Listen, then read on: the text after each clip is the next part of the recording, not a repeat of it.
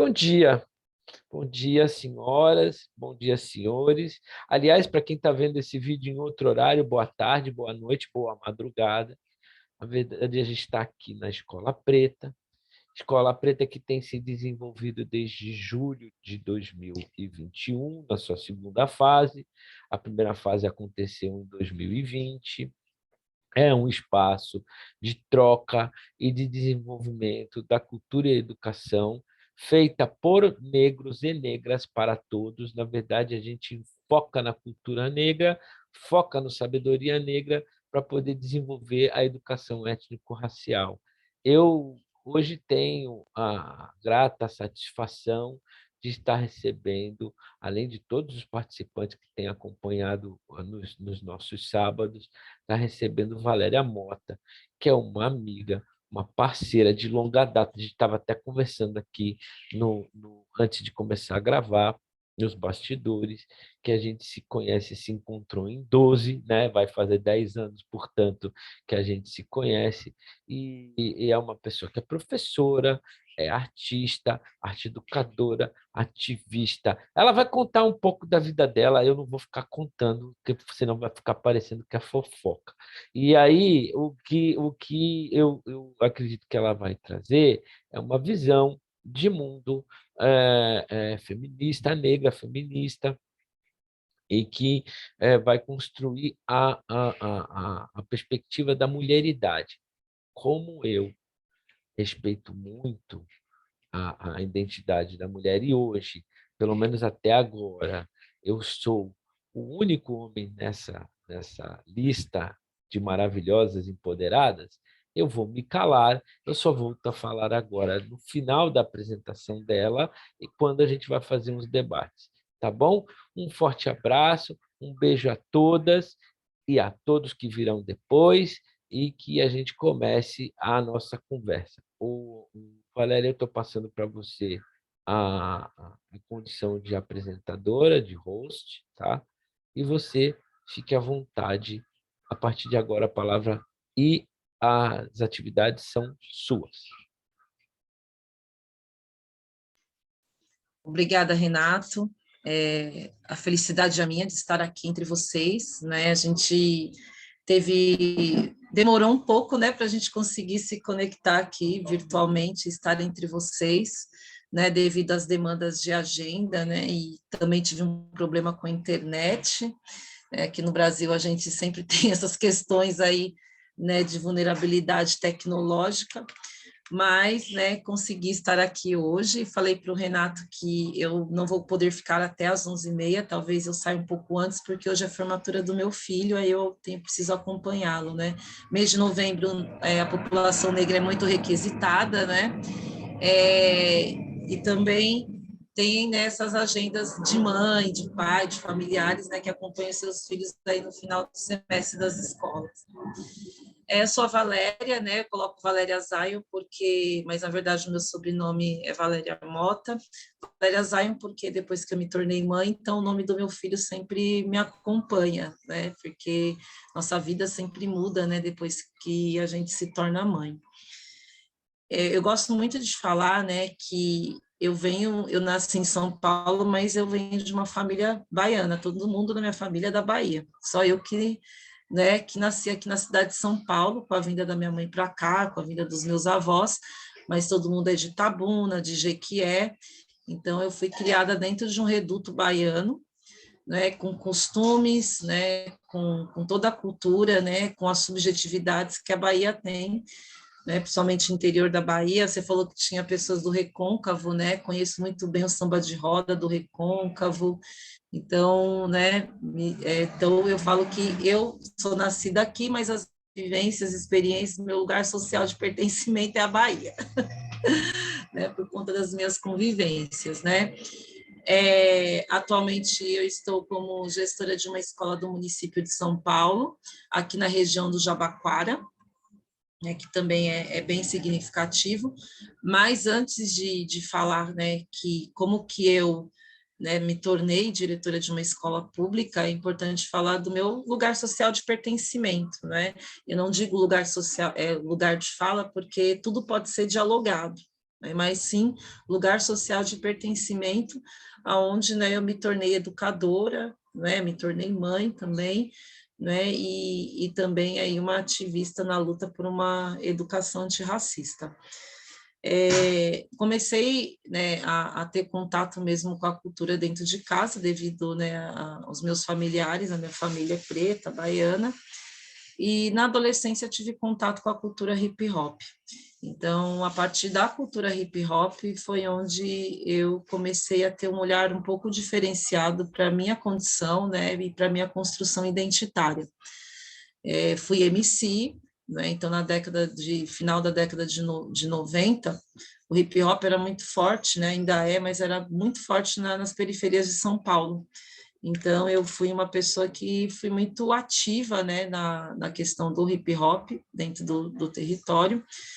Tive estúdio, tive, né, espaço de encontros, né, onde com 16 anos eu articulava com os meus amigos, né, com os meus parceiros do hip hop, né, ações voltadas para a cultura hip hop. Mas, pensando ainda numa questão estética, que a questão estética era muito forte, né, em relação ao cabelo, em relação às vestimentas, né, e também, né, as narrativas, ainda assim a gente se aprofundava muito pouco no debate racial, né, talvez também pela imaturidade, pela idade, mas o aprofundamento era muito pouco ainda, né, muito raso, na realidade, né, nós falávamos o que, como Conceição Evaristo fala das escrevivências, né, nós escrevíamos e cantávamos, dançávamos, né, celebrávamos a partir das nossas vivências, né, que não eram fáceis, sendo moradores das periferias e dos extremos, né, importante dizer isso, que muitos de nós eram dos extremos. E aí, durante esse processo, a minha mãe, ela foi trabalhar numa universidade, que é a Universidade Mackenzie, ela entrou lá como trabalhadora da limpeza, e aí, nesse processo de trabalhar na limpeza da escola, da universidade, e como uma boa baiana curiosa que mãe é, ela foi, né, tentando entender o que era aquele espaço, e na cabeça dela ela falou, não, agora eu quero que meus filhos venham para esse espaço, né? Na época eu estudava numa escola pública na região de Pirituba, e aí minha mãe falou, não, agora eu quero que você entre, né, na escola americana do Mackenzie, que era uma escola voltada para ensino fundamental 1, 2 e ensino médio, né, além da universidade, quero que você estude lá. Aí eu falei, legal, né, novidade. Só que na época, né, adolescência, eu saí do bairro de Pirituba, né, então era quase 1h30 de viagem até chegar, 1h e pouco até o Mackenzie. Eu, né, iniciei num mundo assim que era totalmente fora da minha realidade, totalmente fora da minha realidade, e já tinha, né, esse ímpeto aí já envolvida com a cultura hip hop, né, não me adaptei, é lógico, né, então sofri, imagina, preta, filha de uma nordestina, faxineira de uma escola, né, de uma escola imagina, no início dos anos 2000, final dos anos 98, 99, sofri pra caramba, né, sofri demais, não me adaptei, fiquei 1 ano, e aí minha mãe falou, olha, não deu certo, então é melhor tirar, porque além de não encontrar apoio com os professores, né, o nível, né, de ensino já era bem mais avançado, e eu também não encontrava apoio nos professores em relação a quem eu era, em respeito às minhas subjetividades, a minha identidade, e a minha condição social também, né? Então, isso era colocado em xeque o tempo todo. E, então, quando um aluno ele não consegue se adaptar a um espaço, né, ele precisa aparecer de alguma forma, uns ficam mais em silêncio, mas outros, né, eles começam a ser rebeldes, né, não consegue entender o que passa naquele ambiente, ele vai questionar de outra forma. E aí eu saí, né, voltei para a escola pública, assim, muito feliz, diga-se de passagem, né, mas trazendo outras marcas, outras bagagens, que foram importantes, né, para me entender, inclusive, né, que eu era uma menina, né, uma jovem negra, né, de pele de tonalidade diferenciada por ser negra clara, né, das diferentes tonalidades de pessoas pretas, mas foi numa escola particular de elite que eu falo que eu descobri realmente assim, afirmou, você é preta e nesse lugar não te pertence, né? Então me chamaram de macaca, filha da faxineira, sofri todas as barbaridades e a escola nunca tomou parte, mesmo eu fazendo a denúncia. E como minha mãe estava numa condição de trabalhadora do espaço, então nós não reivindicávamos muito para ela não perder o emprego, né? Porque existe isso também, os filhos de pessoas que, né, trabalham em escolas particulares que sonham em colocar os filhos nesses espaços, acontece isso, né? Elas acabam, né, se silenciando para não perder a oportunidade de trabalho. Aí, saindo da escola, né, e aí continuei, né, as minhas vivências nas periferias, né, me fortalecendo cada vez mais na cultura hip hop, e aí, com o passar do tempo, eu falei assim, não, eu vou voltar para essa universidade, só que agora de uma forma diferente, né, com outra cabeça, já engajada dentro do movimento negro também, né, enfim. E aí eu passei, né, como tradutora e intérprete na Universidade Mackenzie, aí fiz 3 anos, e aí tinha uma professora que sempre fazia provocações, falou assim, olha, eu estou vendo que você tem muita dificuldade em línguas, né, e na época eu tinha que também, morava longe, eu estava morando mais longe, porque minha mãe também né, de movimento de moradia, ela morava em Taipas, né, a gente conseguiu construir ali na região de Taipas, né, que da época da Erundina foi muito forte os movimentos de moradia, aí minha família toda foi para aquela região, então era muito mais longe ainda.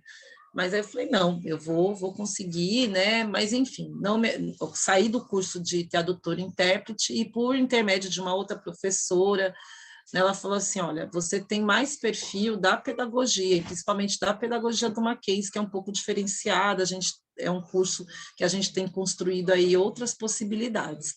Aí eu fui para a pedagogia, e lá na pedagogia, junto com outros parceiros, a gente formou o Afromac, né? O Afromac foi uma frente de pretos, né, dentro da Universidade Mackenzie, que começou a questionar as políticas, né, as políticas excludentes, né, dentro da universidade, e também a ausência das pessoas, né, negras dentro daquele lugar.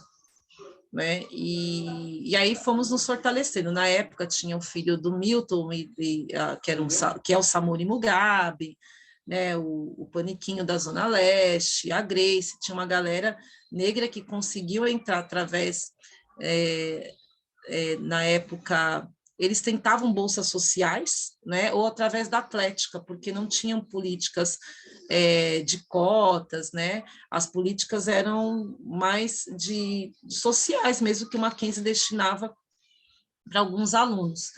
E aí nós começamos a tensionar isso entre a juventude preta, falar, a gente precisa empretecer mais essa escola, se existem essas políticas, a gente precisa trazer mais os pretos, porque até então quem ainda acessavam eram os brancos, né, pobres. Né? Então, também tinha esse lugar de disputa. E foi aí que a gente começou a fazer essa efervescência dentro da universidade, fez uma conexão com na época, a Educafro, né? A Educafro foi muito importante, né, para começar a questionar as universidades particulares, né, sobre essas políticas. Enfim, né, foi um processo muito, muito importante, porque daí, do Afromac, nós conseguimos organizar a articulação brasileira da juventude preta, né, na cidade de São Paulo, porque tinham muitas ações, eram um pouco isoladas, e a gente resolveu articular várias frentes de lutas, né, da juventude. Na época, a Matilde Ribeiro, ela tinha entrado na CEPIR, e a CEPIR nasceu para fazer a discussão do povo quilombola, né, das terras, né, enfim, para fazer mais essa discussão. E aí nós fomos, né, tensionar, falando, olha, a gente precisa fazer a discussão também da juventude preta, porque tem morrido em massa nas periferias de São Paulo. E aí foi esse momento, né, que eu me recordo, né, que que a gente chamou essa reunião com a CEPIR, aqui na cidade de São Paulo, e começou a fazer esse movimento de, né, para a gente discutir um pouco sobre essas políticas aí voltadas para a juventude preta. E, inclusive, a gente fez articulação, vinha o pessoal do Reaja, né, de Salvador, então vinha uma galera de outros estados também, mas que ainda estavam em núcleos de universidade, né? Então, foi muito importante essa pretitude estar nessas universidades, que aí também foi o boom das universidades federais, né, das universidades públicas, mas também junto com essas universidades particulares que em São Paulo, né, que é a PUC e a Mackenzie, são universidades que, de certa forma, importantes na vida, nas questões acadêmicas, nós começamos a fazer essas problematizações, né? E foi um período muito, muito rico mesmo. E aí, a partir disso, né, eu comecei a fazer esse movimento de querer estar dentro da escola pública, né? Porque quando a gente está no campo da academia, em alguns momentos a gente faz um afastamento, né, das nossas realidades. Aí, quando eu digo das nossas realidades, desses lugares, né, sociais de pertencimento, onde nós crescemos, vivemos, né? Então, isso é muito importante a gente ter em vista. E aí eu comecei, né, tinha eu e mais um grupo que sempre problematizava que a gente tinha que ir para as periferias, fazer esses movimentos que a gente fazia dentro das universidades, nas periferias, porque eram polos importantes e potentes, né, onde tinha uma juventude ali que precisava também articular a partir desses movimentos também, porque a gente começou a observar que nós estávamos ficando muito isolados, né, e com uma fala, às vezes, um pouco distanciada da realidade desses jovens negros que estavam morrendo aí nas pontas, né. E aí, né, só para me arrematar um pouquinho aí sobre essa questão da minha trajetória, né, e aí, né, me formei, né, aí fui me especializar, e aí fui para a escola pública aqui do município de São Paulo, prestei um concurso, trabalhei em Santo André também como professora, foi o primeiro concurso que eu participei, e aí eu fui ver a realidade mesmo do que implementar uma política em escola pública, né? Desculpa, pulei uma parte importante também. Trabalhei muito tempo na rede marista, né, em escola confessional, escola católica, né? Por um lado, foi importante em relação para a gente entender como que se forma a elite intelectual desse país, porque é uma escola de elite, né? Temos aqui em São Paulo o arquidiocesano, temos escolas da rede marista espalhada pelo mundo inteiro. Comecei como professora, e aí depois eu passei como assessora pedagógica e fiquei por 11 anos na rede marista. Foi aí que, quando meu filho nasceu, eu falei, não dá mais, porque esses espaços, eles pedem uma dedicação, né, integral da sua vida, e o Zion nasceu, né, e aí foi onde eu falei, não, agora eu preciso pelo menos trabalhar meio período para poder cuidar do menino, né? E eu amamentava, ainda foi quando eu passei no concurso de Santo André, né? Mas já tinha prestado concomitantemente aqui em São Paulo, né? E aí que eu fui entender como começar a querer entender, né, as políticas, né, as políticas da educação, né, e como que a Lei 10.639 poderia ser importante nesse processo. Gente, eu estou falando, mas se alguém quiser me interromper, fazer perguntas, fique à vontade, tá? Eu vi que chegou uma moça, acho uma pessoa nova, Isto é Bahia, não sei quem é, bom dia. Traz para dentro. Já dei até bom dia para ela também. Mas fica à vontade, a gente quer conhecer você e não quebrar seu raciocínio. Na verdade, é isso. Está todo mundo. Bacana. Então, né, comecei a atuar na escola pública, e foi, no primeiro momento, foi um choque, sim, um choque de atuação, né, porque quando você vem de uma realidade de escola particular, escolas particulares que realmente são comprometidas com o ensino, isso é importante dizer, né, e aí você entra no espaço público, você já vê uma diferenciação, né? Porque ainda hoje a gente segue leis da década da ditadura militar, né? As nossas leis ainda são muito engessadas, e as leis, inclusive, dos servidores públicos, né? Então, são leis que ainda a gente trabalha com essas leis, sendo que as coisas mudaram muito, né? Inclusive o papel do educador. Né? Então, isso foi, acho que, uma das primeiras dificuldades né, embarreiramento que eu encontrei na escola pública. E fui atuar na região de Parelheiros, de São Paulo. Para quem não conhece, Parelheiros é um dos bairros mais longínquos de São Paulo. Por exemplo, eu moro aqui no Jabaquara, que é a próxima região do metrô. Parelheiros, da minha casa até Jabaquara, é quase 3 horas, né, 2 horas e meia até Parelheiros. Então, eu fazia esse trajeto todos os dias, quase 6 horas de viagem, né, de ir contando ida e volta. Eu fui para Parelheiros, que é uma região, né, de grande vulnerabilidade assim, social, e fui para uma das escolas, né, que ficavam quase próximo, né, subindo um pouco, Renato, dá para ver quase São Vicente, para você ter uma ideia, lá no final de Parelheiros. Opa, é quase Então, divisa. isso. E aí tem bastante população indígena, tem comunidades indígenas ali, né, naquela região, e é uma mistura de espaço urbano com espaço rural. Né? Então, eu fui para essa escola, né, foi bem cansativo, mas foi, né, de grande aprendizagem, porque era uma escola 90% de crianças negras, né, que tinham só a escola como referência, né, de lazer, de educação, né, de construção, enfim, né? Gente, tem uma pessoa querendo dar bom dia aqui para vocês, que toda hora ele vem aqui, é o Jasper, dá lá, bom dia, Jasper. Oi, Jasper, bom dia, Jasper. Tudo O bom? Jasper como eu faço parte de um coletivo, né, cultural, que é o Dente de Leoa, nós somos, na maioria, somos mães. E aí a mãe dele precisou trabalhar, né, Jasper? Aí ele está ficando aqui em casa hoje para a mãe dele poder trabalhar. Pronto? Aí toda hora ele vem aqui, olha para a tela, olha a carinha de vocês, aí ele estava curioso. Então, só para vocês, né, continuando, eu fui para esse lugar, né, eu estou trazendo esse dado para a gente entender as nuances, né, para quando a gente fala em relação à Lei 10.639, né.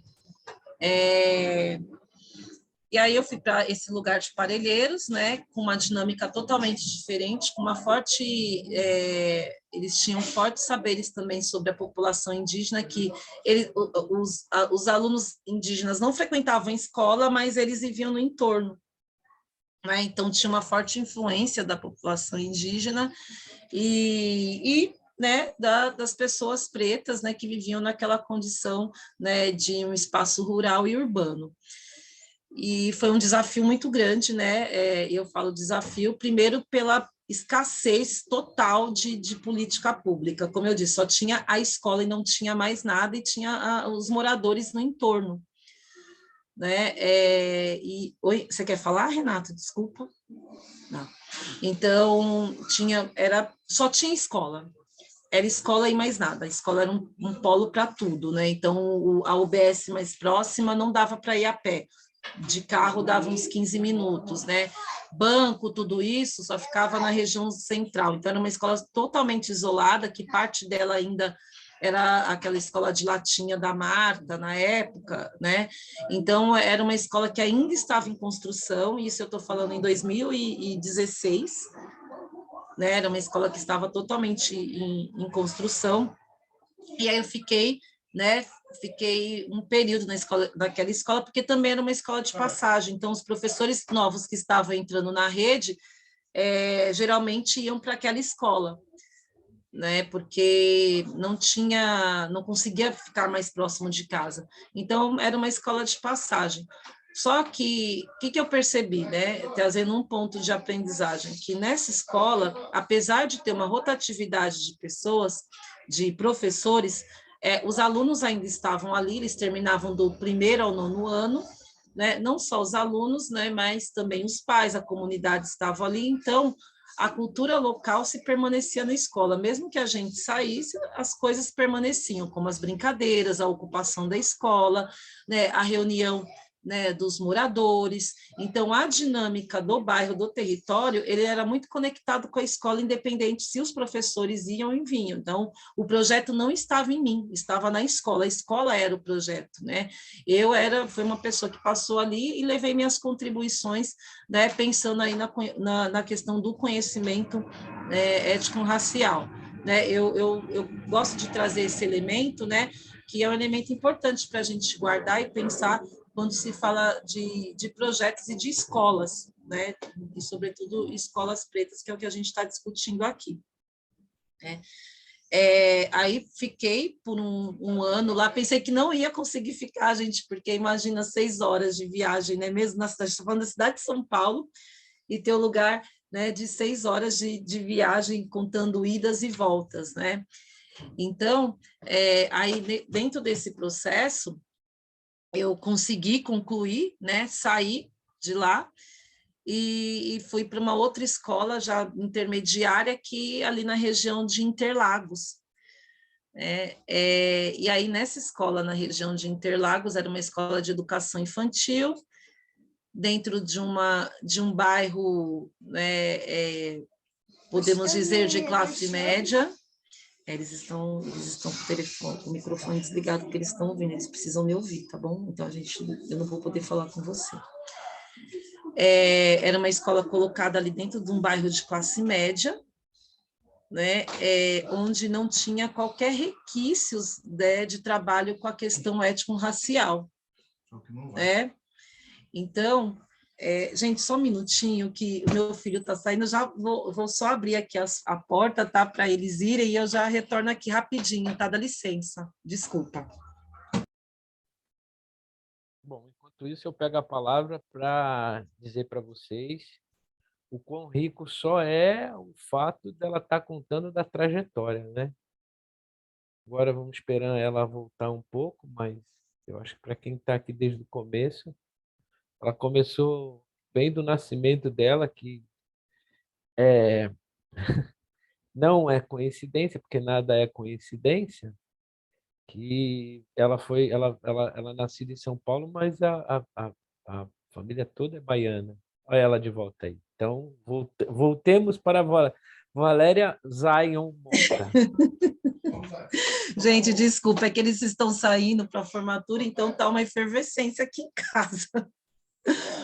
Mas, enfim, né, voltando, né, como eu estava falando,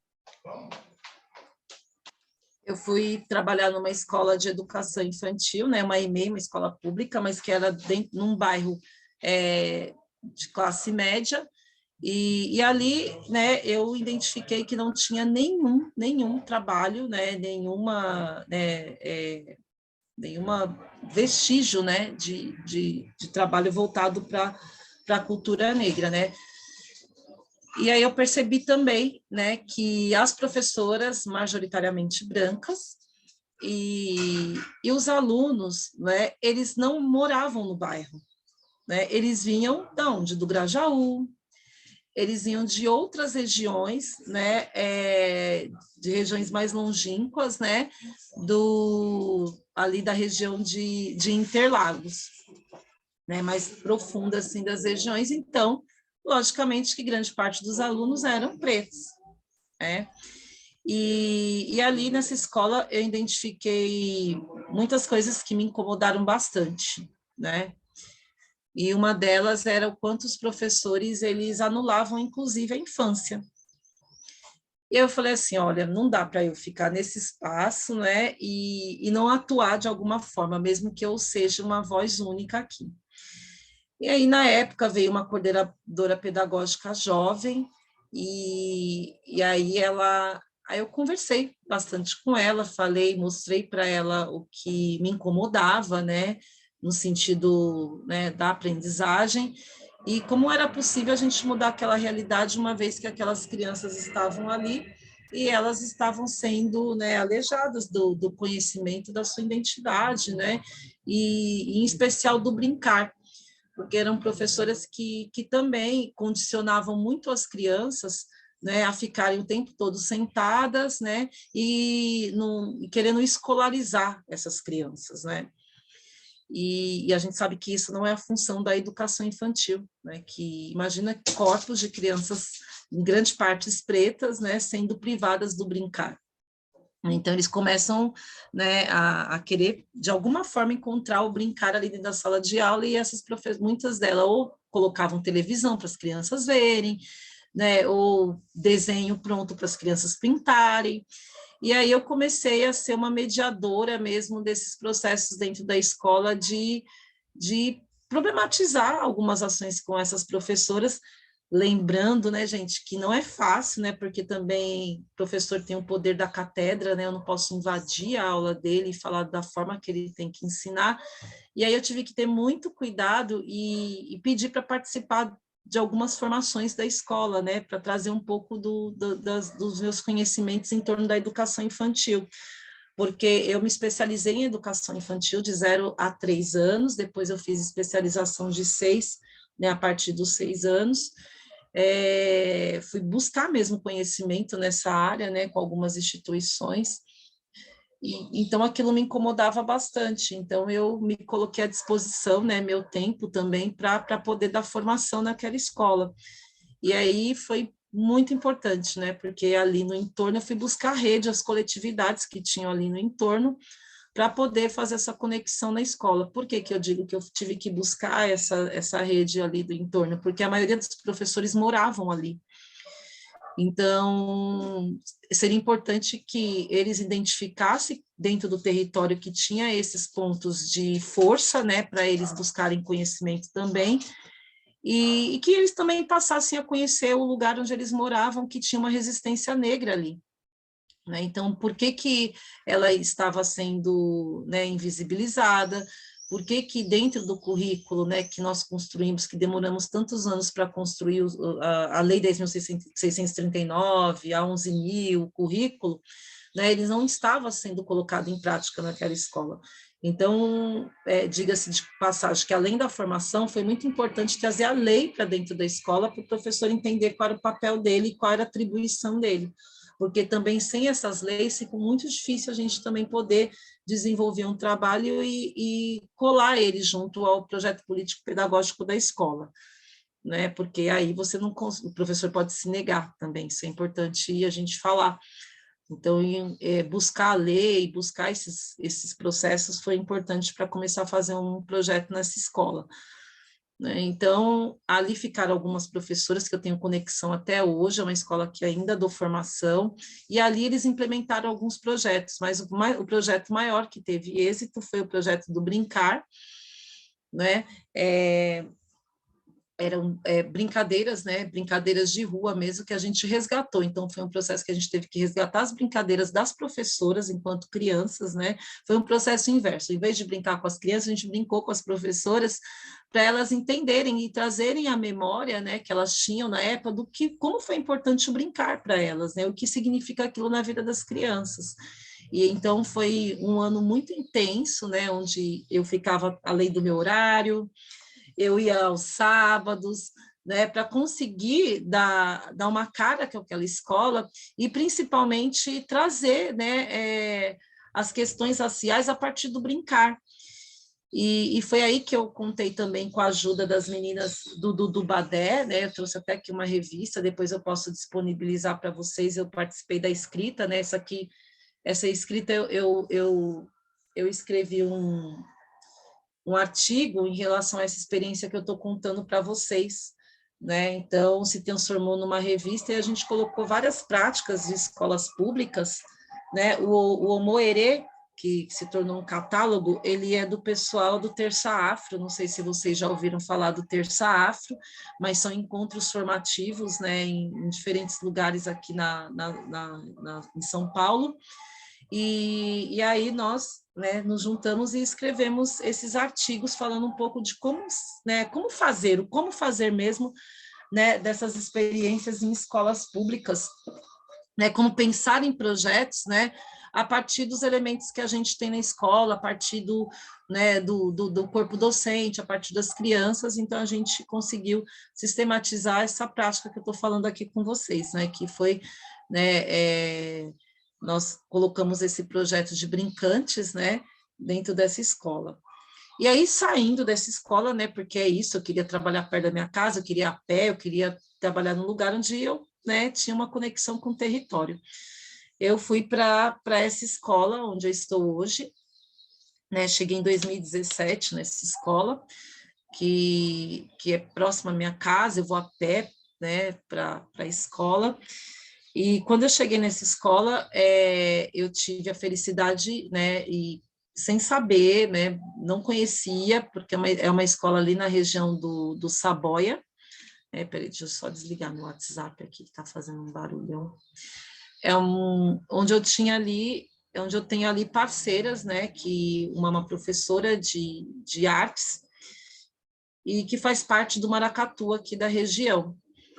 E eu fui descobrindo um pouco sobre essa escola, né? Então, é uma escola que ela é privilegiada no sentido dela estar próxima aqui ao centro do Jabaquara. Ela é uma escola que está na rua de um hospital e atrás é o Centro de Culturas Negras do Jabaquara, né? Então, isso é um dado muito importante, né? Então, tem uma rede muito importante e 10 minutos do metrô, a pé do metrô, nem isso, não chega nem a ser 10 minutos, porque a garagem do metrô é quase assim, do lado da nossa escola.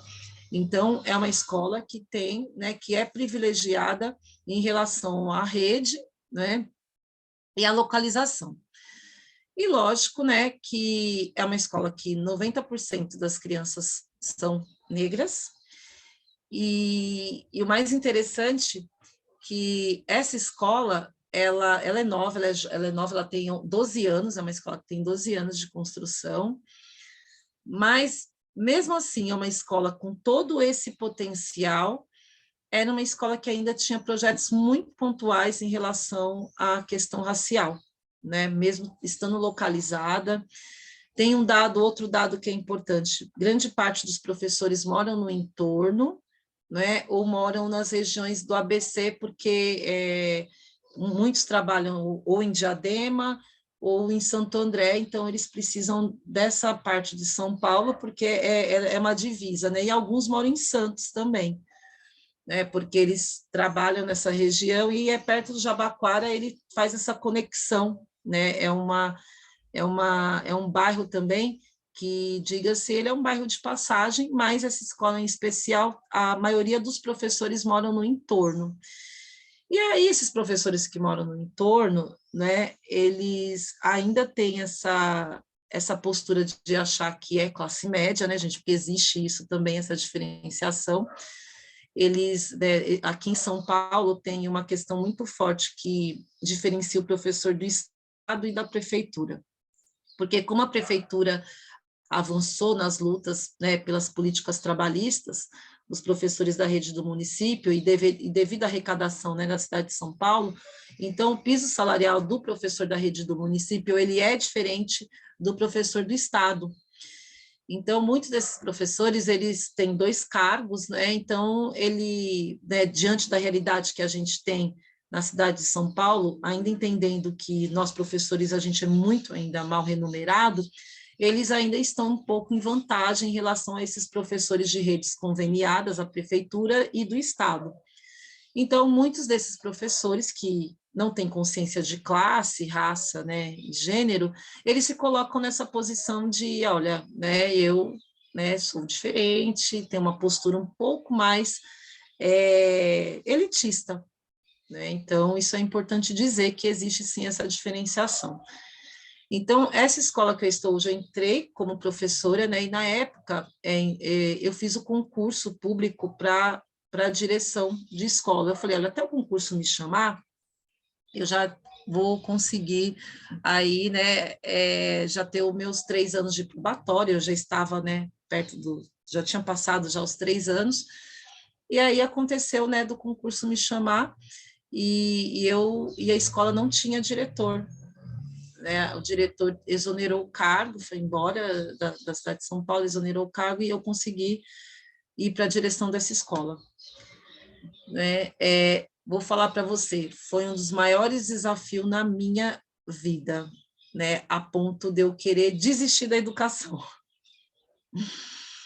Né? Uma coisa é você ser uma jovem preta de periferia, com consciência de classe, né? Estar como professora. Quando você passa para uma gestão de escola pública, né? Aí a coisa já muda de configuração. Né? Primeiro, muitos professores não me aceitavam enquanto gestora, né? Então sofri muitos enfrentamentos, assim, desde de posturas inadequadas, arrogantes, né? De enfrentamento, a professores que não respeitavam, né? A minha imagem mesmo enquanto professor, enquanto diretora, e pais também que perguntavam, chegavam, cadê o diretor dessa escola? Né? E eu me apresentava, né? Eu sou a diretora aqui da escola. E aí, em alguns momentos, pensei, sim, até em desistir pela minha saúde mental, né? Mas eu já tinha construído um núcleo importante dentro da escola, né? E diga-se de passagem que a dificuldade que eu tinha era em relação aos professores de Fundamental 2, que são os especialistas, né? Que, infelizmente, a formação no Brasil para os especialistas de língua portuguesa, matemática, geografia, há uma defasagem muito grande em relação à didática, né? Do trabalho, de entender o que é o trabalho, o que é uma criança, de entender o que é uma adolescente, e aí eles encontram vários enfrentamentos em sala de aula por não saber lidar mesmo, né? Aí entra a questão relacional, com esses adolescentes dentro da escola. Então, os enfrentamentos maiores que eu tive, né, foi dentro desse grupo de Fundamental 2, né? Para vocês terem uma ideia, eu ainda está tramitando o processo administrativo de eu identificar a professora chamando alunos de macaco, enfim, das piores barbaridades, de lixo, né? Então, imagina você ir para esse enfrentamento, né, que aí sai do campo dialógico, né, do diálogo, e vai para o campo jurídico, porque tem coisas que não dá mais para a gente negociar, né? E aí eu fiquei um mês afastada, porque eu adoeci, realmente eu adoeci, né? E mesmo assim, eu acho que a gente, às vezes, se anula tanto, a gente se boicota tanto, que eu falei assim, olha, eu não vou tirar licença em novembro, vou deixar para tirar dezembro, porque as crianças não estão na escola, porque, para vocês terem uma ideia, eu tinha medo de não estar na escola e os alunos sofrerem represálias desses professores. Olha a gravidade, né? E eu estou falando, né, que eu sou uma pessoa que vem do movimento negro, uma pessoa que teve acesso à formação, né? Mas, né, e compromisso com a educação, né? E uma rede inteira dando suporte.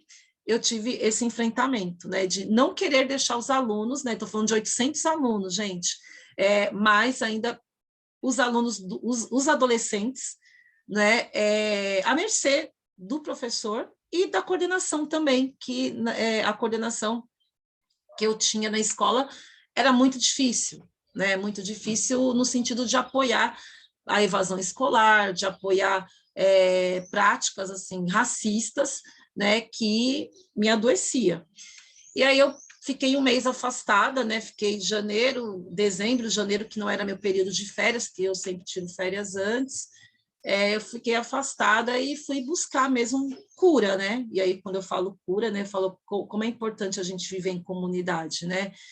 E aí, essa cura, eu fui buscar me fortalecer com a minha família, né? Fui para a Bahia, voltei para Itabuna, fui, né, conversar com os meus mais velhos, né? E aí, a gente acha que o ancestral está muito longe, né? Ou ele está no Orum, mas o ancestral é o nosso próximo, né? E aí eu conversando com os meus mais velhos, né? Primeiro eles expressavam orgulho de ter, né, uma sobrinha neta que era diretora de uma escola que era formada, né? Então eles traziam muito isso na narrativa deles, né? E os ensinamentos mesmo, né? De andar na roça, de conhecer outras coisas. Então foi esse tipo de cura que eu fui buscar, né? E que foi muito importante, né, para eu entender qual era o meu papel diante de tudo isso que eu explanei aqui para vocês. E aí, né, eu fiquei quase 2 meses mesmo, né, na Bahia, fazendo esse resgate aí com a minha família, pessoas que eu não conhecia, né, e também foi uma oportunidade de eu retornar junto com a minha mãe, porque quando ela veio com 16 anos para São Paulo, ela nunca mais tinha voltado para a Bahia, para vocês terem uma ideia. Então, assim, foi uma oportunidade muito importante, assim, para eu fazer essa conexão, né? Andar mesmo pelo território onde minha mãe nasceu e conhecer a minha história. E aí, gente, foi de um fortalecimento tão importante, mas tão importante, que eu voltei com outra perspectiva, né, de atuação dentro da escola pública, né? E além de buscar essa cura mesmo do seio familiar, né, da história da minha mãe, né, eu fui buscar meus parceiros de rede também, né? Fui buscar, falei, não, agora eu vou ter que ter uma conexão muito melhor com o Centro de Culturas Negras, porque infelizmente aqui em São Paulo as secretarias elas não dialogam, né? E isso também é muito ruim.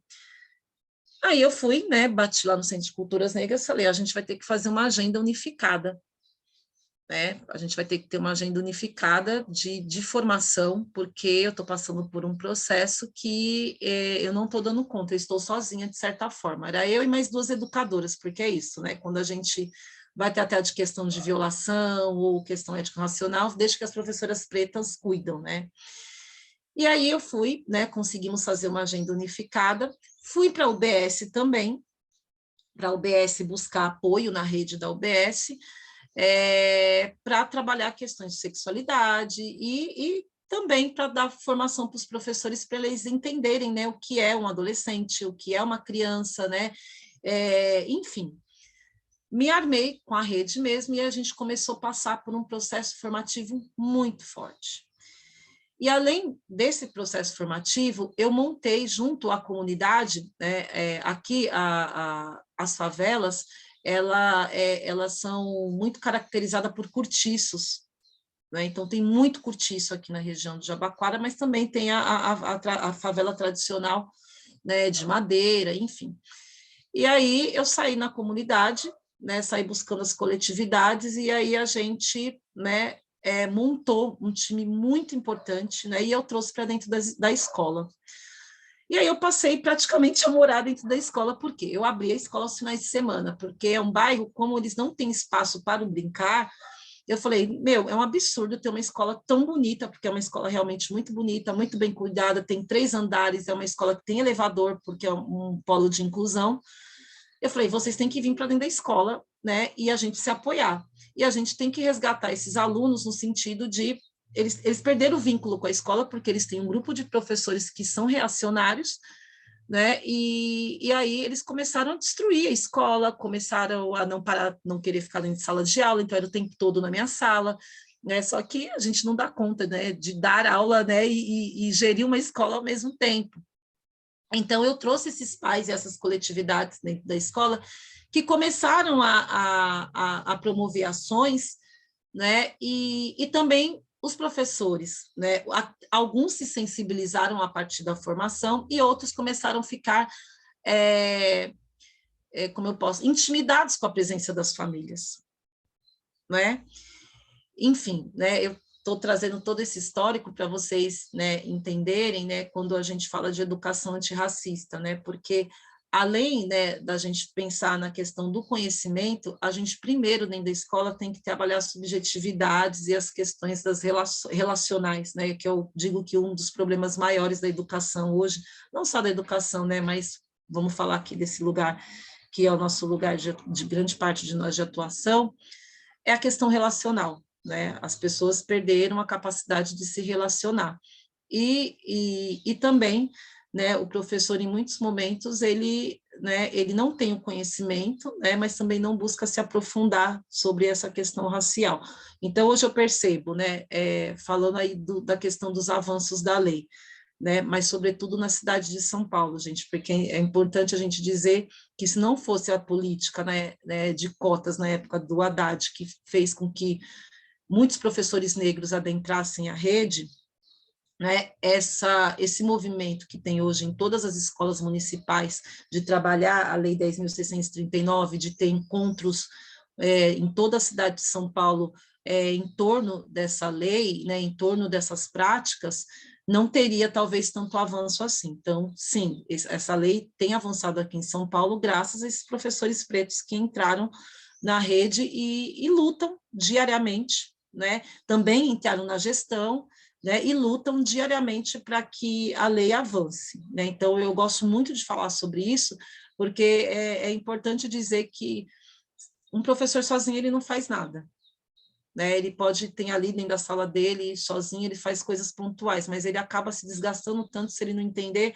que ele tem que trazer o território e que ele tem que atuar também politicamente, né? E eu não estou falando que ele precisa sair na rua gritando, mas ele tem que, sim, participar de alguns fóruns onde ele seja escutado, né? Onde tenham espaços de escuta e onde ele também possa, né, contribuir aí em torno dessas questões aí da luta antirracista. Então, hoje, eu vou falar de hoje, né, como é que funciona, como que está a escola. Muitos professores saíram, né, porque eles não aguentaram, né, falou assim, não dá para mim, é isso mesmo, né. Eu não acredito mais em processos que falam de desconstrução, eu acredito em processos de destruição mesmo, eu acho muito simbólico aquela questão do Borba Gato, né, de destruir aquela estátua, porque é isso, não dá mais para a gente achar que vai desconstruir algumas questões que propagam o racismo há tantos anos, a gente tem que destruir, né?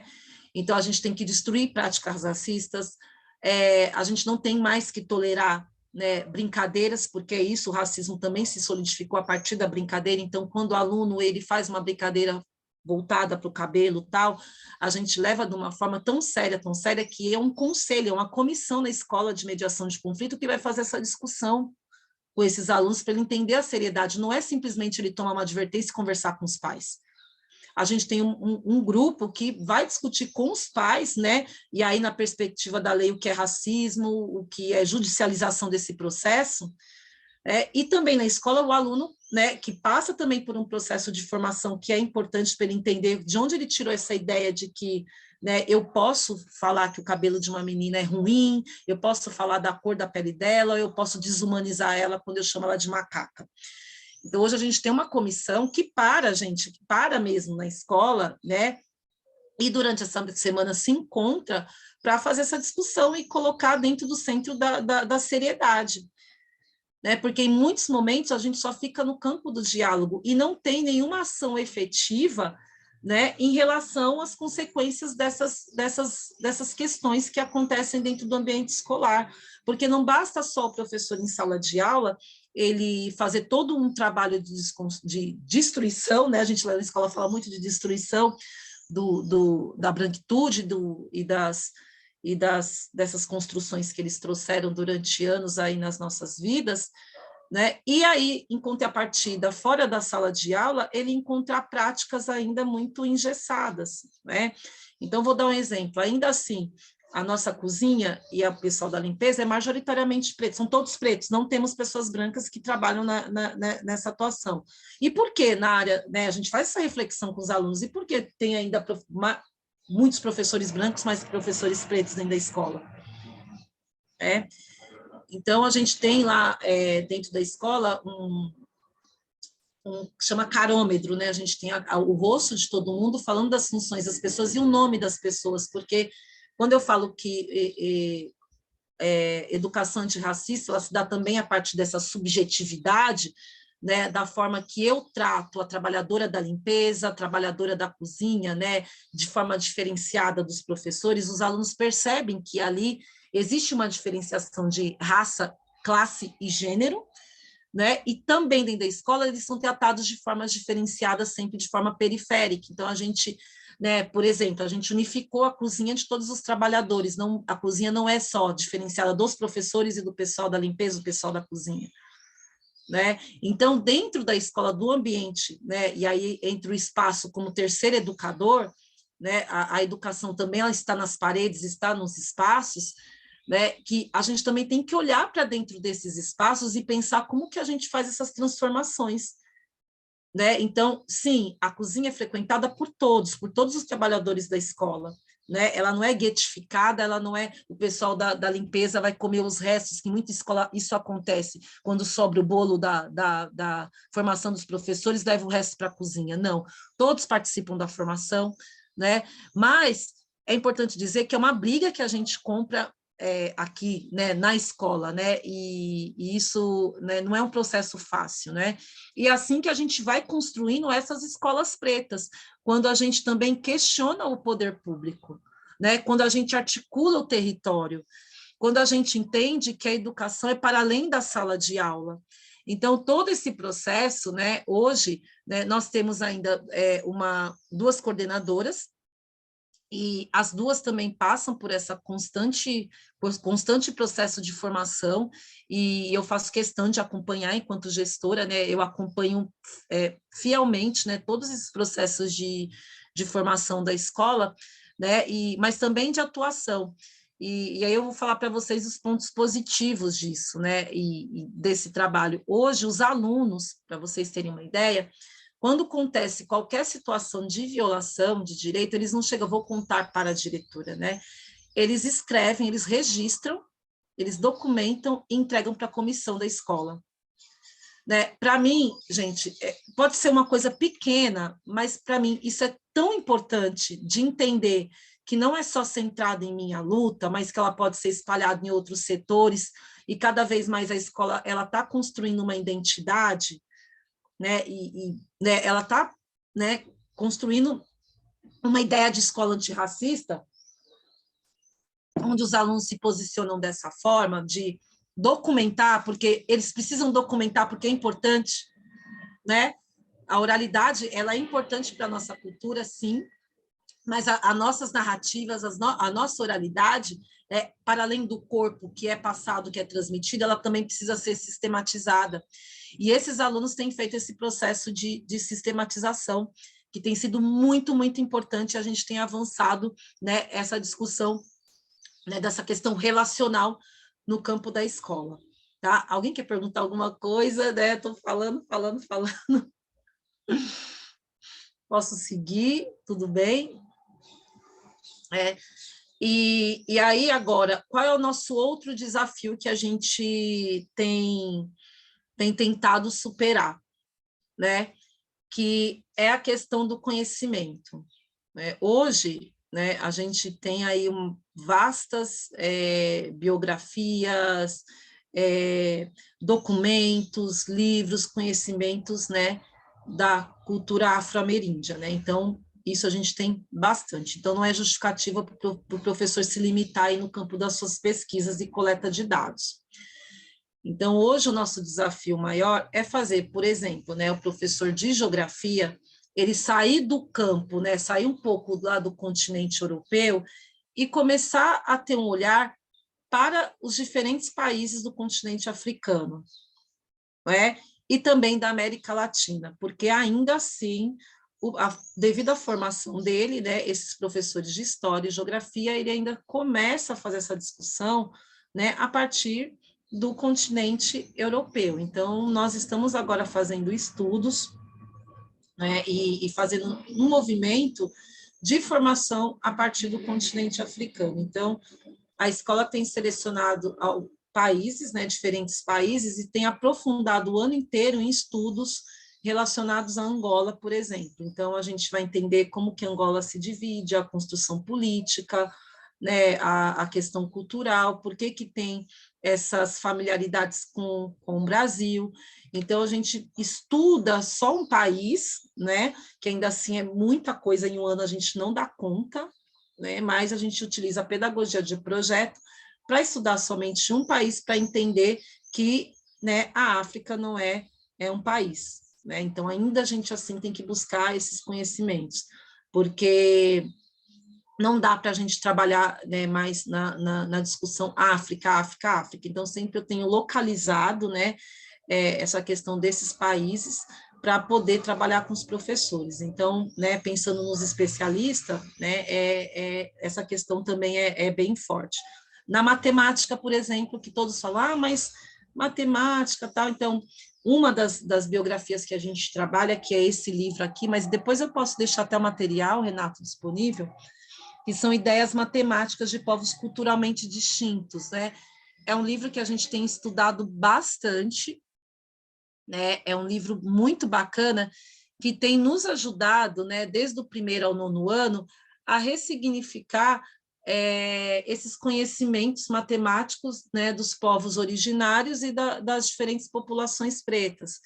Então, é um livro que a gente tem buscado a entender, né, a matemática a partir desses conceitos. Mas tem uma outra coisa que é bem interessante, que aí a gente tem buscado beber dentro do afroempreendedorismo, por exemplo, né, desse movimento, né, dessas microeconomias nas periferias, a gente tem buscado entender e estudar para poder, em 2022, a gente aprofundar um pouco mais esse processo sobre essas microeconomias que acontecem na periferia, porque é muito próximo a esses alunos. A maioria dos pais, eles são trabalhadores autônomos, né?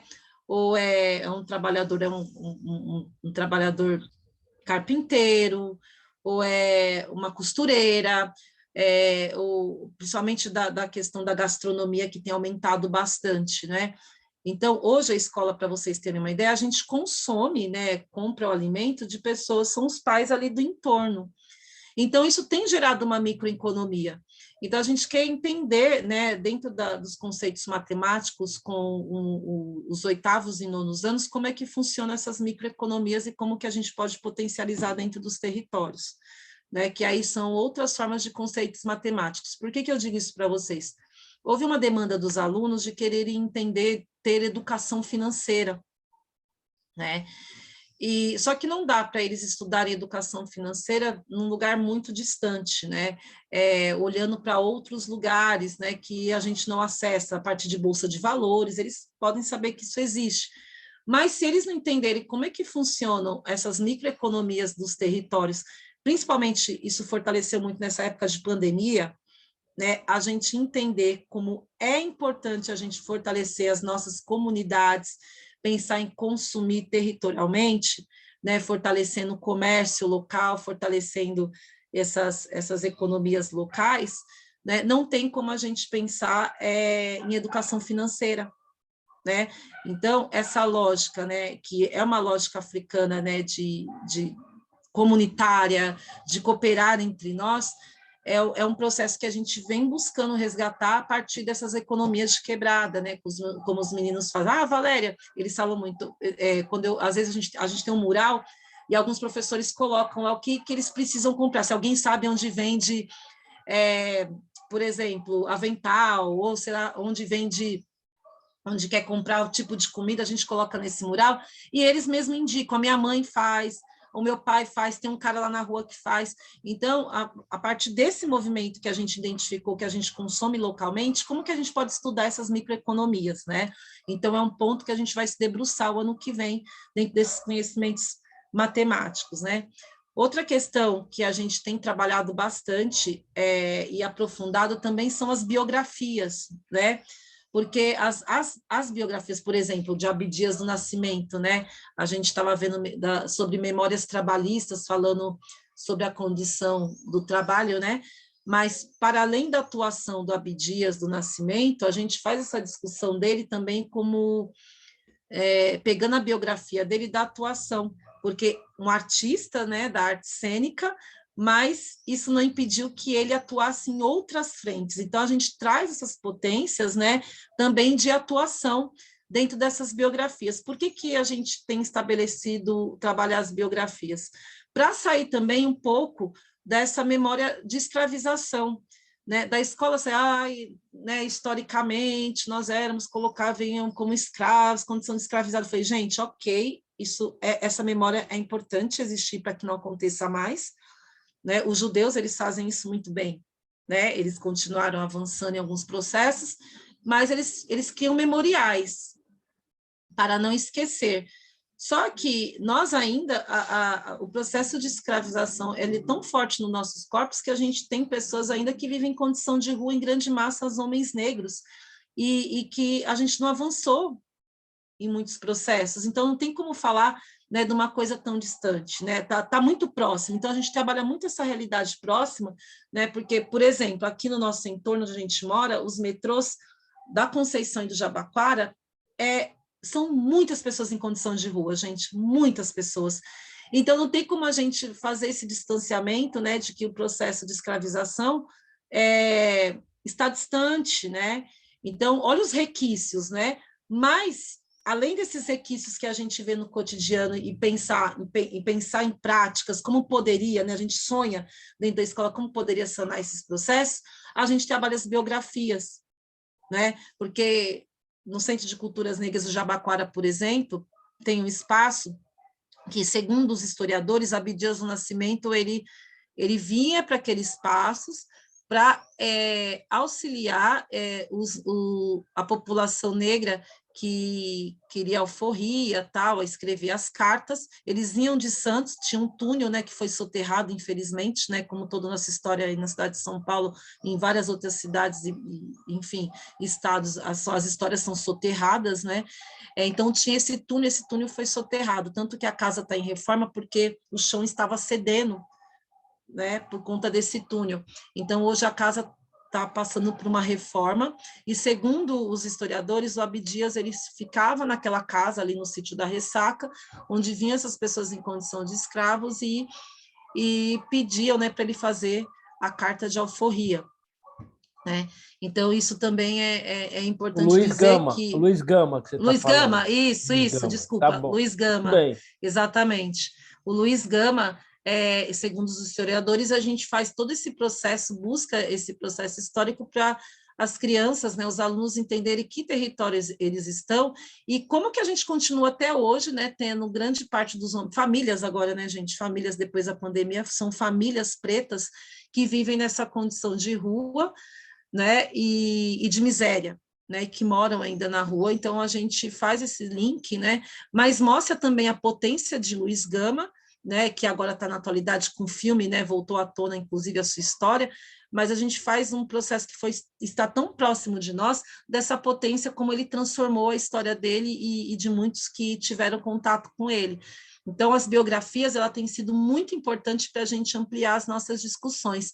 E aí a gente seleciona essas biografias a partir, né, dos ciclos, né? Então, do primeiro ao terceiro ano, então a gente traz biografias adequadas para essas faixas etárias, né, para poder estar trabalhando com eles. Hoje a gente tem uma parceira, que depois, quem puder pesquisar, eu vou passar também para o Renato, para ele socializar para nós, que é o pessoal do Alfabanto.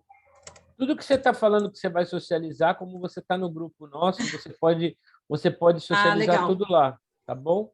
Não, não que eu não queira legal. socializar com você, mas você tem um canal direto de comunicação com esse grupo que está aqui. Bacana.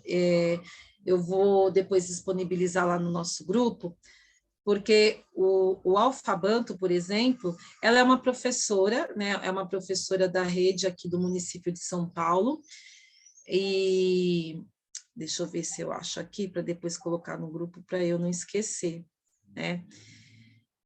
E ela, além de ser uma professora, a Odara Delê, ela é escritora de um livro infantil e ela se coloca como bilíngue porque ela foi estudar algumas línguas banto, né? É interessante isso, né? Ela se coloca como bilíngue não porque ela sabe a língua inglesa ou a língua ou o espanhol.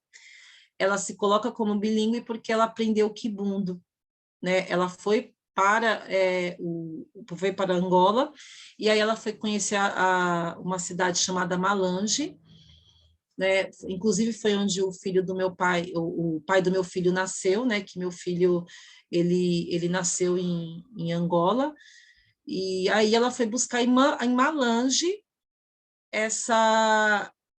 estudar, né? Essa língua banto, que é o Kibundo. E aí, né, dentro desse estudo dela, que ela ficou bilíngue, né, em Kibundo, ela descobriu ela começou a semelhar, né, fazer as conexões com a língua portuguesa e descobriu, logicamente, né, muitas familiaridades, e aí ela foi estudar a estrutura da língua do Quimbundo, e aí começou a fazer essa conexão com a língua né, portuguesa, e trazer isso para a alfabetização, e brincar com Kibundo, né, em sala de aula, né, com os alunos que estão em processo de alfabetização. Olha que riqueza, gente, né? Olha quanto conhecimento. Se especializar em Kibundo, aprender a língua, se tornar bilíngue e trazer isso para uma plataforma que hoje o Alfabanto é uma plataforma mesmo, né? Ele é um aplicativo que o professor pode trabalhar em sala de aula com brincadeiras, né, a partir da língua do Kibundo, enfim, ele pode fazer inúmeras coisas a partir dessa língua, e trazer isso para dentro da sala de aula. Olha como isso é importante, e sai desse outro campo, né, de sempre colocar o povo preto dentro desse campo da escravização e não como pessoas potentes na construção de história, de vida, né? Fala, o povo preto tem projeto de vida, né? Isso é algo que a gente nem questiona, a gente tem projeto de vida e colocar esse projeto de morte para nós. Então, a gente sai desse campo, destrói essa ideia de projeto, né, que só destrói a imagem do povo preto, e traz esses conhecimentos de uma forma muito natural, sala de aula, né? Então, essa língua ela começa a surgir, emergir dentro do campo da escola, né? E aí você vê as crianças brincando no cotidiano. Nós fizemos uma brincadeira só, né? Porque a ideia é implementar esse programa o ano que vem na escola.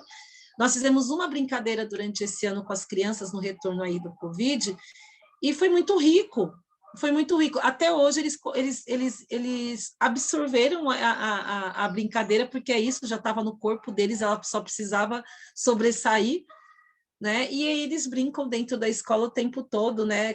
É como se fosse um pega-pega, mas aí você tem que saber com quem que está a língua, né? A palavra Kibundo, né? Com que criança que está, e eles brincam, né? Na escola até hoje, até a gente começou, nós fizemos esse movimento em setembro, e eles estão brincando todos os dias na escola, e a gente falou, olha que importante permanecer essa ideia dentro da escola, né? Então, só para vocês saberem, né, o quanto é importante a gente pensar, né, essa luta antirracista, que não dá só para a gente ficar no campo das ideias, né? A gente tem que pensar como que é a organização, né, do cotidiano na escola, como que a escola funciona, né, para saber onde que a gente entra com essas questões, né? Como que a gente coloca, como a gente sensibiliza, porque é assim, né, pensando em processos de conscientização, a gente primeiro sensibiliza esse educador, né, para depois ele ganhar consciência de que ele não pode tirar isso da sua prática, né?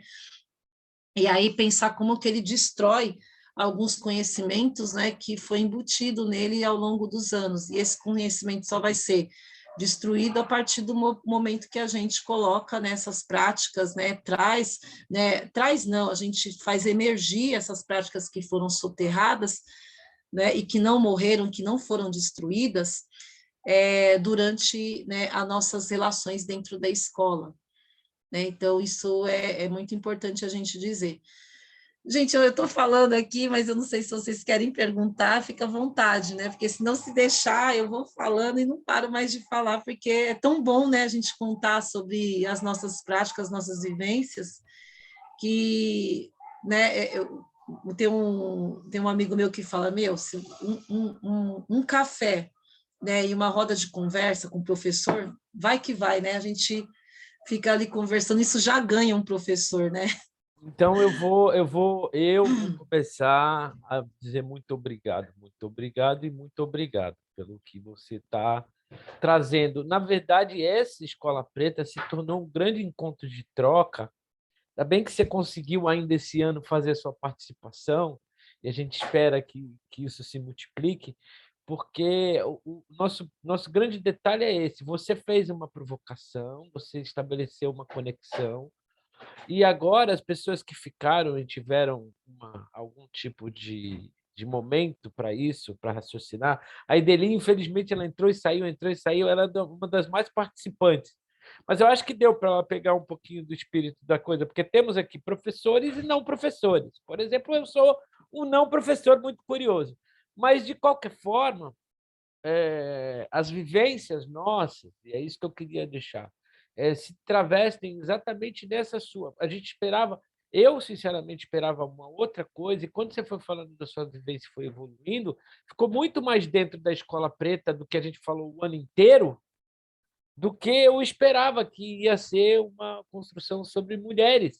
E ficou uma coisa muito densa daquilo que eu já escutei várias vezes em vários encontros, porque eu sou o único que veio a todos os encontros e ficou do começo até o final.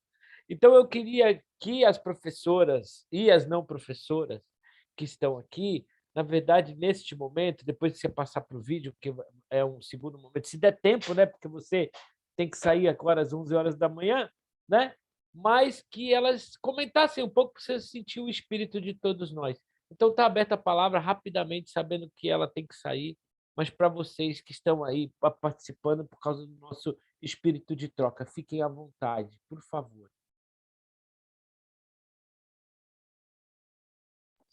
Vou falar rápido antes que eu caia.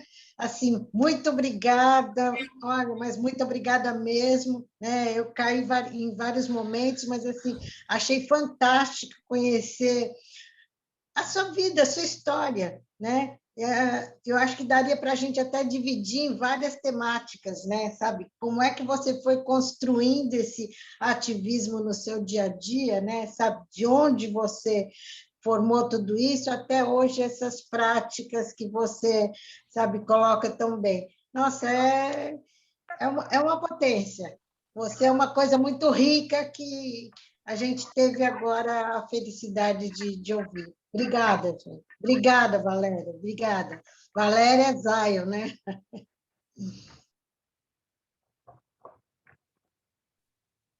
Obrigada a você, Idelião. Para mim é uma honra ouvir você, assim, o seu reconhecimento para mim é muito importante, né? E é importante dizer que eu não me coloco como feminista, né? Por que que eu não me coloco? Primeiro, porque eu não quero ter a cobrança que todo um movimento que majoritariamente é branco, apesar do movimento feminista preto ter uma contraposição, porque eu entendo que nós, povo preto, a gente tem que viver em cooperação entre nós, né? E aí, quando a gente coloca algum termo que não foi cunhado por nós, a gente cria processos de distanciamento, né?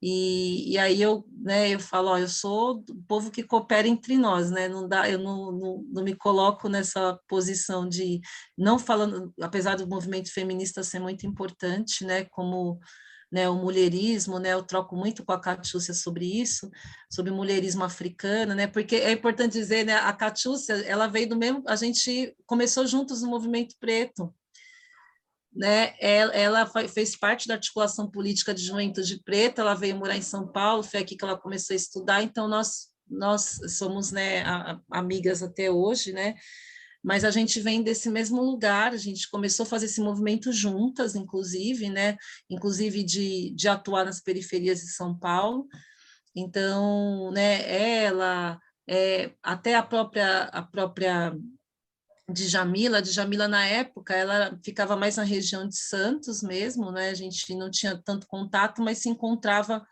mais nesses movimentos, né, de juventude preta, né? Então, sou muito grata por você me reconhecer. Obrigada. Jaime Paixão. Presente. Bom dia novamente. A internet não está muito boa, mas vamos lá. A vivência, ela é fundamental para a educação, né? O que é educação se não for falar de vivência? E aí, um dos contrapontos que você falou, quando você comenta a sua realidade dentro da escola particular.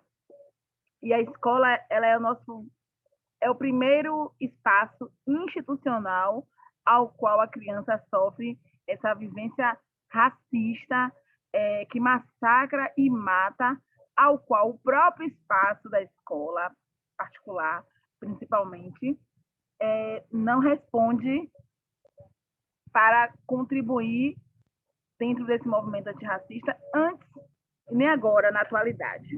Espera que está passando um carro aqui. E aí eu trabalho na escola particular há mais ou menos 13 anos, na mesma escola, e hoje quando eu vejo minhas alunas que já estão na universidade, fazendo TCC, que retorna para poder dividir o TCC dentro da escola, você consegue entender que não dá para parar. Então, eu quero te parabenizar pelo projeto dentro da escola, por trazer a favela para dentro da escola. Tinha um professor que estava aqui, que eu acho que já saiu, que é Elton, e a gente trabalhou numa escola aqui na periferia de Salvador, no bairro de Cajazeiras, na região de Águas Claras, e a gente tinha feito um projeto que era o projeto Corre Beco, porque era uma atividade da escola para vivenciar dentro de todos os becos da favela de Cajazeiras. E aí, para quem conhece, Cajazeiras tem a pedra de... Está criando um parque que está sendo feito pelo pessoal de matrizes africana, na ideia de valorizar. Então, Cajazeiras foi um quilombo do Urubu, e esse projeto da escola foi baseado nessa sua fala aí. A gente trazia a família para dentro da escola, com um projeto de escola aberta, que estava aberto todos os finais de semana, e a gente entende que a escola ela é o maior espaço para todos, mas se não tiver cuidado, ela é o pior espaço para o aluno. Então, eu quero te agradecer muito por contribuir essa sua vivência e esses seus conhecimentos conosco nesse sábado. Obrigada. Obrigada, Jaime, obrigada. Que da hora esse projeto, Jaime, que incrível. Essa ideia do beco, adorei. Vou pensar aqui sobre isso também, muito legal. Exato, até porque a favela, ela vive o beco, né? Uma grande parte mora nos becos, nessa nova geografia criada pelo mecanismo da favela. E eu lembro que no ano de 2008, 2007, não recordo se a data, nós fizemos uma atividade folclórica de um grupo que já existe aqui na Bahia, mas só foi mesmo para fazer homenagem. E o nome do grupo é Zambiapunga. É um grupo do Baixo Sul da Bahia, que fica em Nilo Peçanha. E aí, nesse dia da apresentação, por acaso, a TVE foi na escola fazer uma outra coisa. E aí encontrou a gente fantasiado igualzinho o grupo. Por medo desse grupo vir, né, abrir uma ação jurídica, porque estávamos imitando, eu entrei em contato com o grupo, fui lá em Nilo Peçanha, que fica próximo de Valência, próximo de Porto Seguro, conversar com o presidente do grupo. Ele falou, traz os meninos para cá. E a gente começou aí durante 7 anos, toda a data da comemoração. A apresentação em Nilo Peçanha, ela acontece no dia 2, na véspera do dia 2 de novembro, que é o dia de finados, lá, e aí eles vão às ruas vestidos e usando os instrumentos de trabalho, enxada e búzios, e eles tocam a madrugada toda para espantar as almas e, ao mesmo tempo, saudar as almas que foram mortas dentro do processo escravocrata. Então, é uma manifestação muito, muito massa, e foi fruto desse processo do projeto Corre Beco, entre outras manifestações folclóricas. A questão é que a gente vai mudando de governo e vai entendendo que é uma dificuldade, né, para você manter projetos, viajar com aluno. E a gente foi para o Rio de Janeiro fazer uma apresentação no curso de mestrado de cultura, e eu lembro que uma professora perguntou assim a um dos nossos alunos: o que é que você mais gosta no projeto? Ele disse: viajar e comer um pão inteiro sem ter que dividir com ninguém. Você está entendendo? Então, assim, você tem várias vivências, e quando você divide isso, você entende, está no caminho certo. Tem que seguir, é isso aqui. O que é movimento antirracista? Quais são essas ações? Né? Como é que a gente vai distribuir essas ações? Todos os problemas dentro das escolas relacionados a racismo. Chama aquela professora de humanas ali, a negra, do cabelo black, do cabelo de trança, a de turbante. Você tem que ter resposta para resolver todas essas questões, porque a escola ela não se coloca. E aí, tanto escola pública quanto escola privada. E também eu queria chamar a atenção quando você diz também sobre a versão município e estado. Aqui também tem essa mesma questão. O pessoal do município ele ganha mais. E é muito cômico porque há essa separação bem clássica entre os professores do estado e os professores do município. E os professores da escola particular também se acham burgueses, não conseguem entender o que é mesmo ser burguesia. Enfim, feliz por tudo que eu aprendi. Muito obrigada.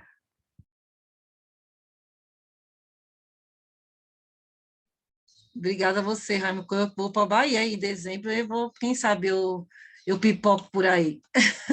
Pega meu número no grupo e aí vamos conversar sobre isso. Ela vai chegar antes de nós, olha isso. olha isso. A gente está combinando desde o começo do curso para poder ir, todo mundo vai em fevereiro para aproveitar, e tu vai antes. Olha que apressadinho. Mas ela pode, ela também tem sangue baiano, então ela E, pode. Renato, e Jaime, né? Nós temos um projeto aqui chamado Ocupação Baiana.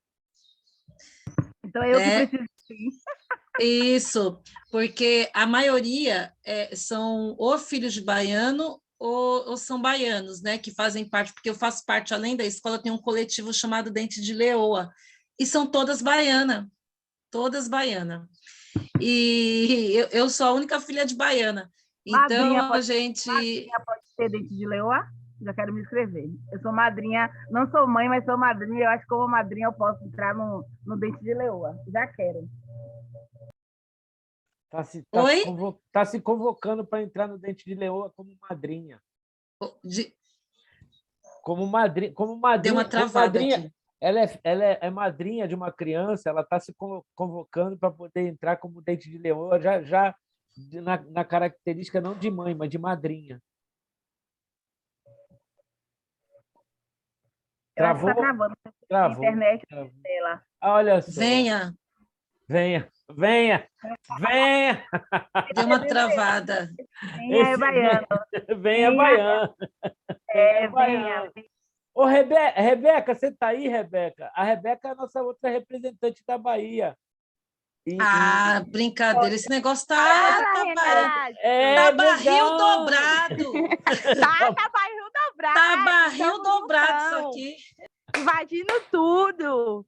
Rebeca é mascote. Não, Jonadab está aí, né, Rebeca? Eu escutei a voz dele. Jonadab também é de lá, estão lá. Tá aqui. Manda abraço para Jonadab. Jonadab, eu não estou sozinho nesse mundo de mulheres. Diz que te deixou sozinho, você deixou ele sozinho no mundo de mulheres. Ó. Não, agora eu sei que eu não estou sozinho. Não, mas é isso, na verdade, essa nossa conexão direta, São Paulo-Bahia. Não tem sim, com certeza. Hoje temos que fazer uma ocupação. Então, gente, deixa a Rebeca e o Jonadab falarem, eu vou ficar quietinho aqui, porque a gente está em cima da hora da Valéria. Fala aí, Rebeca.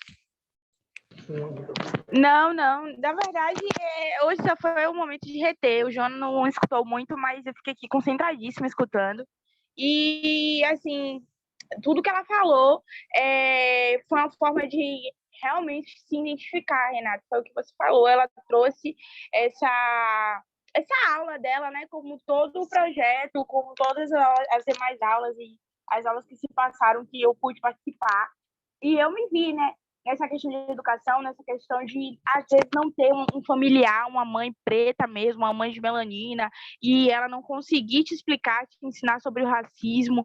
E aí isso acaba quebrando, né, vários paradigmas, vários rótulos, assim, de forma cruciais, importantes, né? E a educação, como primeiro pilar, ela precisa ter mais disso, ela precisa falar mais disso. E como não falar de nós, né? Sem nós. Então, precisa com que o nosso povo, mulheres como nós, mulheres pretas de periferia, de favela, ocupando e falando sobre esses espaços. Então, muito obrigada mesmo, Valéria, por isso. Muito obrigada demais por esse conteúdo riquíssimo, tá? Gratidão, e eu espero te conhecer em breve, pessoalmente, para que a gente possa ainda mais partilhar disso, tá bom? Muito obrigada. E é isso, Renato. Bom, maravilha. Eu vou... Na verdade, Valéria, eu acho que a gente vai ter que marcar a primeira aula do próximo semestre, vai ser sua, porque tem muito mais coisa para falar aí, pelo que eu entendo, pelo que eu vi, pelo que eu conheço, pelo que eu sei, né? E você está muito mega convidada a continuar no nosso grupo de articulação, que hoje compõe 26 pessoas, entram 7, entram 10, entram 12, entram 15, e assim vai.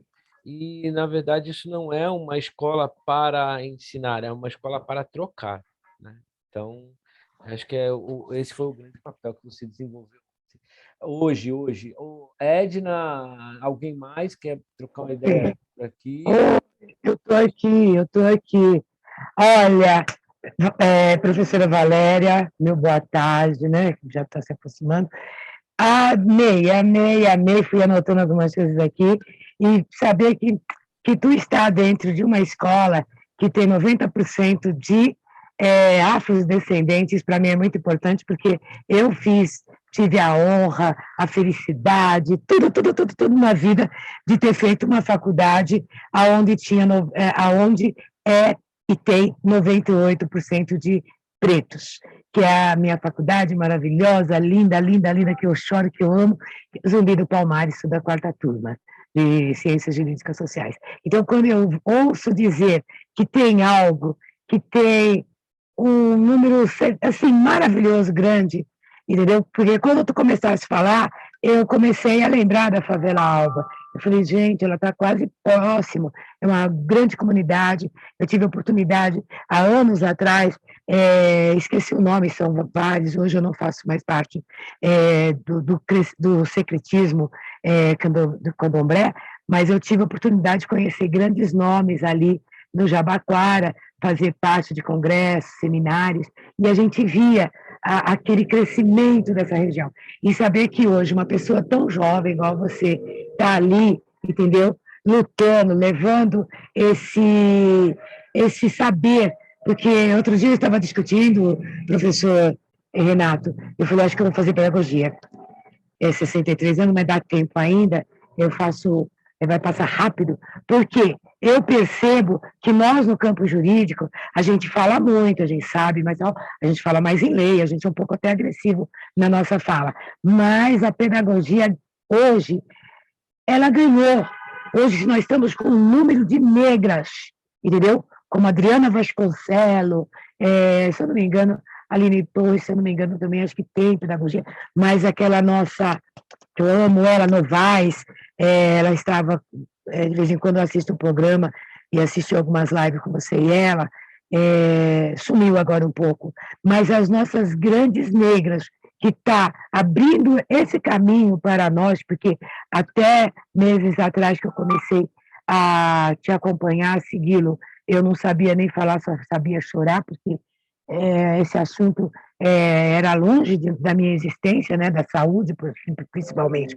E hoje, observando cada uma que vem, entendeu, Jaime, cada uma que vem, a minha senhora linda, maravilhosa, que eu amo ela de montão, a Edeli, cada uma que vem, elas são da educação, elas trazem uma abertura muito grande para mim, entendeu? Então, eu acho e agradeço ter conhecido vocês também, você eu já conhecia, mas conhecido essas nossas companheiras, e agradeço e percebo que é através da pedagogia, lógico, do jurídico também, porque eu não vou deixar para trás, né, porque nós bem vindo juntinho, amparada ali junto com elas, porque elas dependem de nós também para poder falar, né? Porque se elas não tiverem o nosso amparo, elas também não vão poder falar livremente e solto por aí. Então, eu percebo que é pela pedagogia que nós estamos cada dia mais crescendo e retroceder jamais. Muito obrigada, amei a sua trajetória, Valéria, amei, amei, amei. Não deu nem tempo de chorar, porque eu fiquei aqui prestando atenção. Prestando atenção. Obrigado, professor. Eu te amo, eu te amo, eu te amo. Eu aqui amo vocês todas e você, o coraçãozinho para você. O jurídico coração amolecido. Valéria, suas palavras finais. Não dá mais tempo para mais nada, até porque, né? Não mesmo, eu tenho que ir, que já estão me chamando aqui. Primeiro, agradecer a oportunidade, eu quero sim estar mais vezes, acho que tem bastante coisa importante, né? Como a Edna falou, aqui no território Jabaquara, o Ileaxé, que é da mãe Silvia de Oxalá, ele é muito presente nas nossas ações no território, pensando em questão de conhecimento, né? Não só o Centro de Culturas Negras também, que é um espaço muito importante, mas as favelas, né? O Alba, o Caripó, o Vietnã, são os espaços pretos, né, que a gente tem se aliado e provar que são espaços de conhecimento que né, quiseram soterrar há muitos anos e que a gente mostre ao contrário, né? Não, ali é espaço de conhecimento, as favelas, por mais que existam todas as violações, é espaço de conhecimento, né? As microeconomias estão aí para provar isso. E é isso, e agradecer, e espero estar com vocês em breve numa grande roda presencial, que seja na Bahia, né? Aí a interestadual vai ser muito legal, né? Acho que é isso mesmo, a ideia é ampliar mesmo esse saber preto aí no Brasil inteiro. E é isso, A obrigada. Escola Preta vai ter aula direto da Bahia no ano que vem, pode ter certeza disso. O Valério, antes de sair, só passa o host para mim, o apresentador, para eu fazer a finalização. Desde já agradeço demais a presença de todo mundo. Só fiquem aí uns minutinhos para a gente poder trocar uma ideia, porque tem novidades aí que vêm. A nossa aula final não é de finalização de curso, na verdade, a gente só vai dar um tempo, né? Para no começo do ano que vem a gente se estruturar. Todo mundo que está no grupo de WhatsApp vai saber o que vai acontecer em primeira mão, né? E o que eu tenho para dizer é que essa semana a gente teve uma reunião junto. Eu tive uma reunião, estive presente numa reunião junto à educação municipal, à educação estadual e à educação particular de Santos, e, pelo que eu entendi, no começo do ano que vem nós vamos ser chamados para uma conversa coletiva. Eles já estão sabendo da Escola Preta, eles já estão sabendo que nós existimos, eles já estão... Na verdade, eles já deveriam saber, mas agora ficou oficial, porque quem soube foi diretamente a secretária de Educação, o dirigente de ensino e... Ó, a Valéria está te dando tchau aí. A dirigente de ensino, a secretária de Educação e o presidente do sindicato das escolas particulares. Então, a coisa vai andar. E depois eu vou conversar com a Valéria para poder trazer algumas outras coisas de São Paulo também. A gente vai se amiscuindo, entrando pela veia desse povo que precisa tomar melanina na veia, sabe? É necessário. Valéria, um beijo, muito obrigado. Beijo no Zion, parabéns e que Deus abençoe você e sua família, tá bom? Galera, e aí? Vamos nós? E nós? E nós que ficamos aqui? E nós que ficamos aqui? Nós podemos encerrar a transmissão por hoje. A gente pode... A Edna quer falar. Edna, fala aí. Então, é o seguinte, antes que todos saiam, eu gostaria de fazer um apelo para as pessoas. Infelizmente, tinha tem, né, um projeto na Câmara dos Vereadores que era sobre a aprovação, né, do hip-hop como que é? Material. O hip-hop, né? E aí o nosso prefeito, o Nunes, ele vetou. Então, agora foi pedido novamente, ele quer a opinião do povo, se aprova ou não. Você entendeu?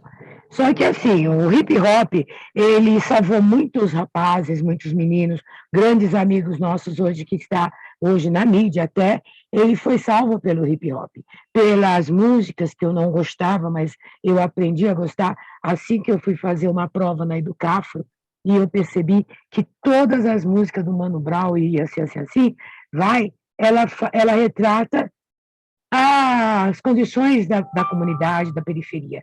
E é através dessa prova, dessas músicas, que eu peço para as pessoas, vai fazer a prova de cidadania da Educafro, mas ouve bastante vezes essas músicas, porque através dessas letras vocês conseguem responder com um pouco de conhecimento às perguntas, porque são só 10 questões e só tem que acertar 6. Então, se todas as pessoas puderem compartilhar, pedindo para a população apoiar esse projeto, vai ser maravilhoso para nós. Muito obrigada e desculpa. Não desculpo, não. Na verdade, vou pedir. Vou pedir que provavelmente isso deve ter algum tipo de chamada pública ou algum tipo de identidade ou identificação para que a gente possa votar, né? Isso deve estar de alguma forma num link. Eu pediria para você, por favor, bote no nosso grupo para a gente poder disparar para os 4 cantos do país essa proposta, porque realmente o hip hop ele deveria ser como a capoeira, pelo menos uma matéria do currículo escolar, e nem do contraturno, de tão importante que ela é, que eu me importo. Não sei o que vocês pensam disso, mas com certeza estarei fazendo essa campanha. Tá? Fique à vontade. Miriam Dias, de onde és, Miriam Dias? Bem-vinda. Você, desculpem o atraso, grata pelo convite. Então, Miriam, hoje nós tivemos aqui a professora Valéria Mota, ela acabou de se retirar porque ela tinha um compromisso, e a gente queria saber de você, de onde você é, porque bem-vinda à Escola Preta, da Vila Mariana. Você está sem microfone, é isso? Não pode falar com a gente, dar um oi e tal. Se não puderes, tudo bem, a gente lê a sua informação. Mas bem-vinda. E todo mundo que chega aqui, deixa eu ver, abriu o microfone, pode ficar à vontade. Obrigada. É que eu só vi o convite agora, sabe? Por isso que eu não entrei antes. E eu fui convidada pela Edna. Sim. Olha Olha só. A Edna é nossa amiga, já é dona da Escola Preta, quase, a Edna. Na verdade, assim, no sábado que vem teremos uma outra atividade e você desde já está convidada. Edna, me manda o telefone dela para incluí-la no nosso grupo de atividades. Bem-vinda, viu, Miriam? Você é muito bem-vinda. Miriam é da Educafro. Muito bem-vinda. É um espaço de troca, de desenvolvimento antirracista e de educação étnico-racial. E aqui, Bahia, São Paulo, Santos, todo mundo conectado nos sábados pela manhã. Ok. Bom, gente, eu estou satisfeito por hoje com relação ao que se passou. Gostaria das opiniões de vocês. A gente já comentou sobre o que Valéria falou, mas eu acho que eu queria comentar sobre o próximo encontro, que a gente vai falar sobre associações negras, como elas deram certo e qual o papel dessas associações no desenvolvimento para espaços seguros como esse, e fazer uma proposta para vocês, que já antecipo, de construir ou uma associação ou participar de uma. Isso nós estamos ainda a discutir. Eu, por exemplo, hoje falei com uma que é bem interessante, que eu falei de manhã, a gente estava até conversando sobre isso, eu e a Edna, mas eu conversei com a Marta. Marta é presidente do Clube Aristocrata, um clube já de 1950, que traz à luz trabalhos da comunidade negra na cidade de São Paulo. E é uma das opções construir uma parceria com uma associação para a gente poder apresentar a Escola Preta de uma maneira mais formal. Ainda tem outras, mas isso tudo vai ser passado para vocês no próximo encontro, que eu espero seja sábado que vem, às 9h, 9h30 da manhã a gente começa, 9h a gente entra, 9h20 a gente começa, 9h30, e vamos até umas 11h, 11h30 da manhã, se Deus quiser, e se tudo der certo. Desde já, agradeço a presença de todas, né? Aos que vão ver, todos, e franqueio a palavra para quem quiser fazer alguma informação, alguma proposta, algum pedido. Fiquem à vontade nesses últimos minutos.